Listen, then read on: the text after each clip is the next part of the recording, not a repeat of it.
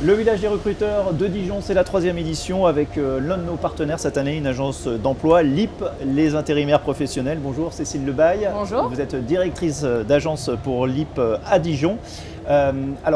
Première question basique, combien de postes ici à pourvoir sur ce village des recruteurs? Alors aujourd'hui, nous sommes venus avec 20 offres à pourvoir pour la semaine 41, donc semaine prochaine. Voilà, 20 postes. 20 demandes sur des postes bien précis pour la semaine prochaine, une prise de poste lundi.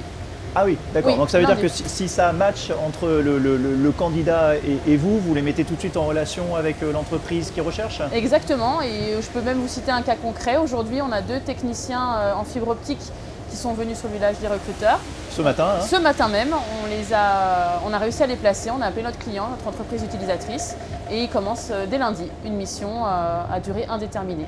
C'est-à-dire que vous recrutez spécifiquement dans des secteurs à chaque fois en tension. Il y a des secteurs encore en tension aujourd'hui malgré la crise? Ils sont tous, j'ai envie de vous dire, aujourd'hui, tout le monde recherche du personnel. On est, nous, quand même spécialisés dans le bâtiment, gros œuvre, second œuvre. Aujourd'hui, nos clients en peinture ont autant besoin qu'un client en charpente que sur du construction de grosses œuvres. Voilà.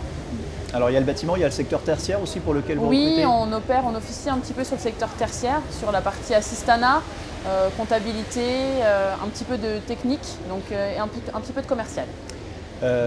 Sur le bâtiment, le secteur tertiaire, j'imagine qu'on est assez ouvert en termes de compétences. C'est quoi le profil idéal pour vous?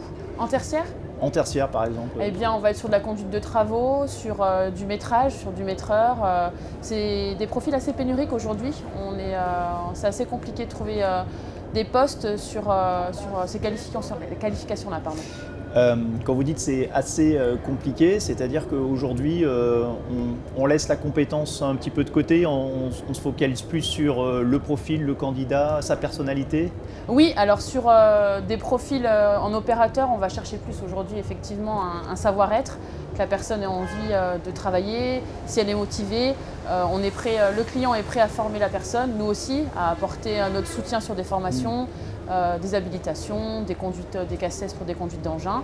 Et puis, si les compétences sont alliées, c'est l'idéal. Voilà, ça c'est le profil idéal. Exactement. Comment on évalue, comment on sonde un savoir-être sur un premier entretien comme ça, quelqu'un que vous ne connaissez pas, que vous voyez 5 minutes? Déjà sur la ponctualité, parce que généralement, on prend les rendez-vous en amont.